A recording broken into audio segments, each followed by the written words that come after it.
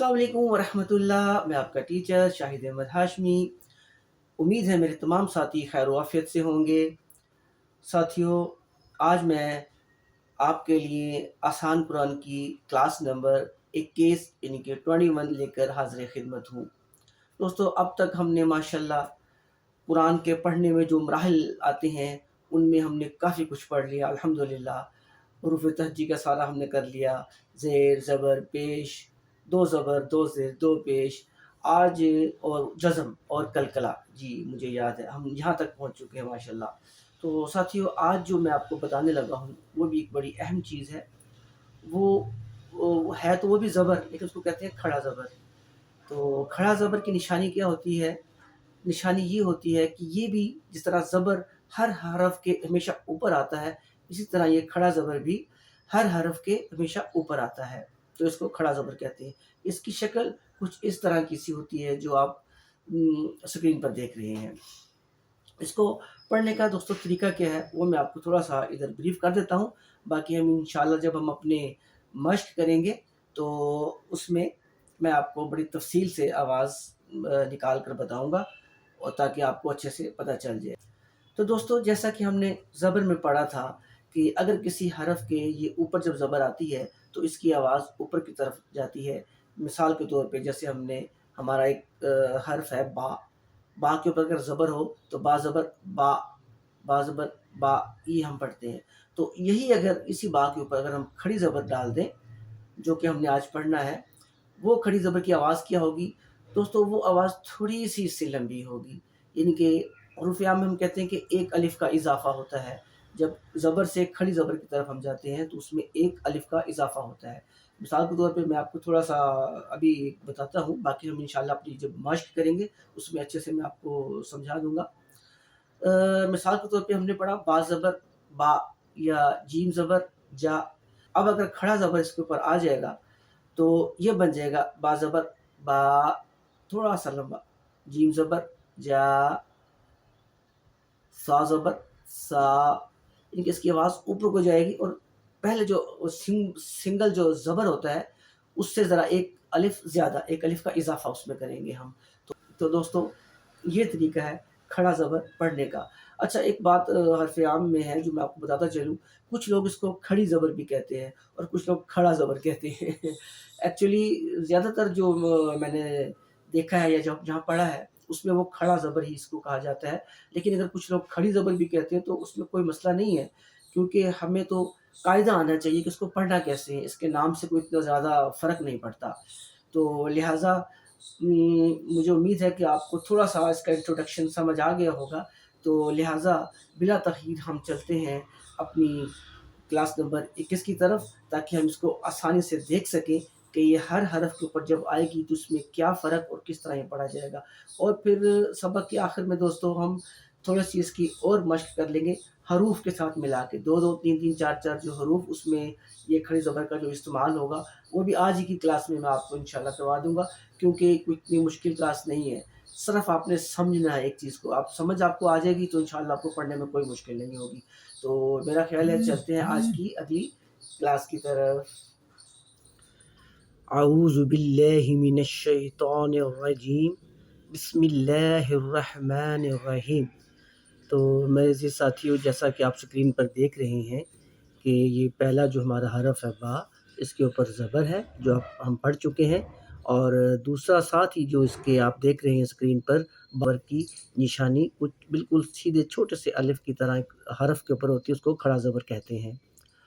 तो साथियों, पढ़ने का तरीका इसका ये है, अगर हम आम जो ज़बर है ये इसको पढ़ते हैं, वो पढ़ेंगे बा ज़बर बा, और जब खड़ा ज़बर आ जाएगा तो उसको हम पढ़ेंगे बा ज़बर बा, बा ज़बर बा, ये है ये है बा ज़बर बा, ये बा खड़ा ज़बर बा, बा खड़ा ज़बर बा। तो ये थोड़ा-सा साथियों फ़र्क है इसमें, थोड़ा-सा एक अलिफ़ का इज़ाफ़ा करते हैं इसके पढ़ने में। मैं ये पूरी तख्ती आपके लिए पढ़ देता हूँ, ताकि बाद में अगर आप किसी भी हरफ़ की आवाज़ और उसकी खड़ा ज़बर और ज़बर में फ़र्क को देखना चाहें, तो बआसानी ये देख और सुनकर समझ सकते हैं।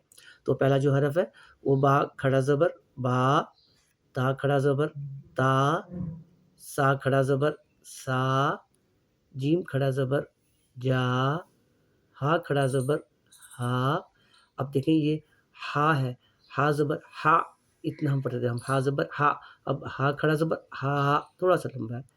خا کھڑا زبر خا، دال کھڑا زبر دا، زال کھڑا زبر زا، را کھڑا زبر را، زا کھڑا زبر زا، سین کھڑا زبر سا، شین کھڑا زبر شا، صاد کھڑا زبر صا، ضاد کھڑا زبر ضا، تا کھڑا زبر طا، زا کھڑا زبر زا، عین کھڑا زبر آ، غائن کھڑا زبر غا.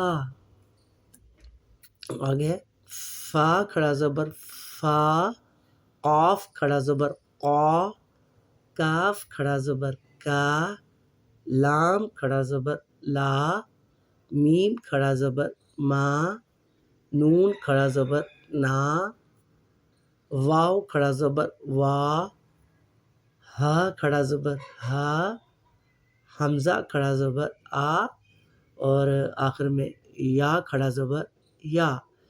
یا کھڑا زبر یا، یا زبر یا اور کھڑا زبر ہے تو یا کھڑا زبر یا تھوڑا سا لمبا، یعنی کہ ایک الف کا اضافہ آواز میں ہم کرتے ہیں. تو ساتھیوں یہ کوئی اتنا مشکل نہیں ہے، اس کی ہم آئیے آگے مشق بھی کر لیتے ہیں. ساتھیوں بسم اللہ الرحمن الرحیم. ساتھیوں اب آپ کو اچھے سے اندازہ ہو جائے گا، کیونکہ یہ جب ہم یہ مشق کرنے لگے ہیں، اس میں 2-3 حروف ہیں، اس کے ساتھ زیر زبر کھڑا زبر، اور جو ہم پڑھ چکے ہیں وہ تقریباً سارا کچھ اس میں آئے گا آج کی اس مشق میں. تو لہٰذا اس کو ذرا غور سے سنیے گا، انشاءاللہ آپ کو بہت فائدہ ہوگا. تو 2 حروف سے مل کر جو پہلا لفظ بن رہا ہے ہمارا، وہ عین کے اوپر سمپل زبر ہے، عین زبر آ، اور لام کھڑا زبر لا، آ لا، آ لا. اب ادھر ہے حمزہ کھڑا زبر آ، اور لام کے اوپر سمپل زبر ہے، لام زبر لا، آ لا. یہ آلہ نہیں آلہ. اسی طرح اگلا لفظ دیکھیں، عین کے اوپر کھڑا زبر ہے، اور ہا اور دال کے اوپر سمپل زبر ہے، تو آہدا، آہدا. فرق دیکھ رہے ہیں آپ، آہدا. اسی طرح جو حمزہ کے اوپر کھڑا زبر ہے، دال اور میم کے اوپر سمپل زبر ہے، تو یہ کیا بنے گا آدامہ. اگر ہم اس کے اوپر بھی زبر کرتے تو آدامہ اور آدامہ، فرق آ گیا نا جی بالکل. تو آگے دیکھتے ہیں، یہ ہے میم کھڑا زبر ما، لام زیر لی، کاف زیر کی، مالکی، مالکی. اگر اس کے اوپر بھی ہم پلین زبر کر دیں تو مالکی، یہ کیا پڑھیں گے ہم مالکی. اب کھڑا زبر آ گیا تو مالکی. اسی طرح یہ زال کے اوپر کھڑا زبر ہے، لام زال کھڑا زبر زا، لام زیر لی زالی، کاف زبر کا زالی کا. اگر ہم اس کو پڑھیں زالی کا، اس وقت یہ غلط ہوگا، زالی کا تب پڑھیں گے جب اس کے اوپر زبر ہوگا، زالی کا. اب چونکہ کھڑا زبر ہے تو زالی کا. میرا خیال ہے ان حروف سے جو ہے آپ کو کافی سمجھ آ گئی ہوگی. تو میں آپ کی آسانی اور آئندہ یاد رکھنے کے لیے یہ جو باقی کے جو لفظ ہیں ان کو میں وصل میں پڑھ دیتا ہوں، اور جہاں جہاں کھڑا زبر ہے میں وہاں پوائنٹ آؤٹ کرتا جاؤں گا آپ کو، تاکہ آپ کو آسانی رہے.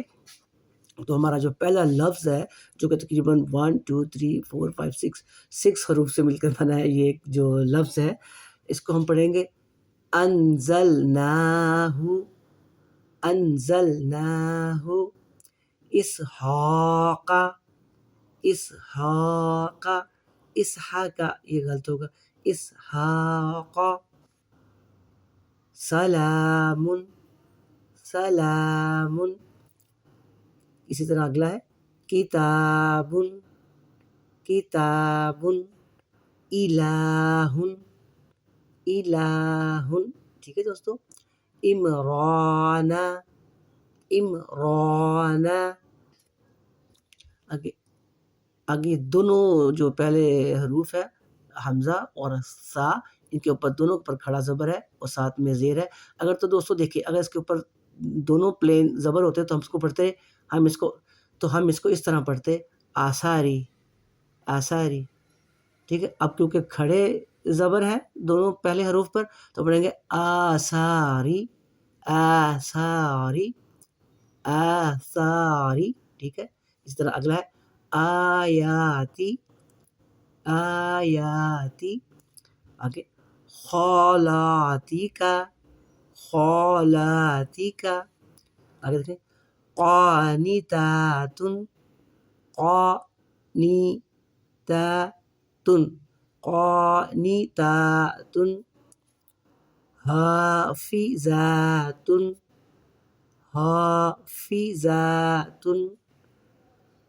سماواتن، سماواتن. صلاةً، زکاةً. قلا، قلا. سجا، سجا. اغنا، اغنا. طردا، طردا. تو ساتھیوں آج کی کلاس اتنی ہی رکھتے ہیں. یہ تو میرے عزیز ساتھیوں یہ تھی آج کی کلاس. امید ہے مجھے کہ آپ کو اچھے سے سمجھ آ گئی ہوگی کہ زبر اور کھڑا زبر میں کیا فرق ہے. تو دوستو یہ چھوٹا سا فرق ہے لیکن اس فرق کو ادا کرنا بہت ضروری ہوتا ہے. تو اس لیے جب آپ قرآن پڑھیں گے تو جیسے ہی زبر اور کھڑی زبر آئیں گے تو انشاءاللہ چھوٹے سے فرق کے ساتھ اس کو جب ادا کریں گے تو قرآن کے پڑھنے میں خوبصورتی آتی ہے اور ایک بڑا اچھا سا جو ہے نا ایک فیلنگز آتی ہے انسان کو جب وہ صحیح قرآن پڑھ رہا ہوتا ہے. تو میری کوشش یہی ہے کہ جب ہم قرآن پڑھیں تو اس کو صحیح طریقے سے اور اچھے ادائیگی کے ساتھ اس کو پڑھیں گے انشاءاللہ تعالیٰ. تو اس امید کے ساتھ کہ میرے تمام دوست پچھلے تمام اسباق اور آج کی کلاس میں بہت اچھے سے اس کی پریکٹس کریں گے، اس کی مشق کریں گے، اس کو یاد کریں گے تاکہ آئندہ جب ہم اگلا جو ہے ہمارا اعراب یا اگلا مرحلہ میں جب ہم جائیں گے تو ہمیں اس کو بھی سیکھنے میں آسانی ہو. تو دوستو اپنا بہت سا خیال رکھیے گا اور مجھے بھی دعاؤں میں یاد رکھیے گا. آنے والی اگلی کلاس تک کے لیے آپ سے اجازت چاہتا ہوں. اللہ حافظ.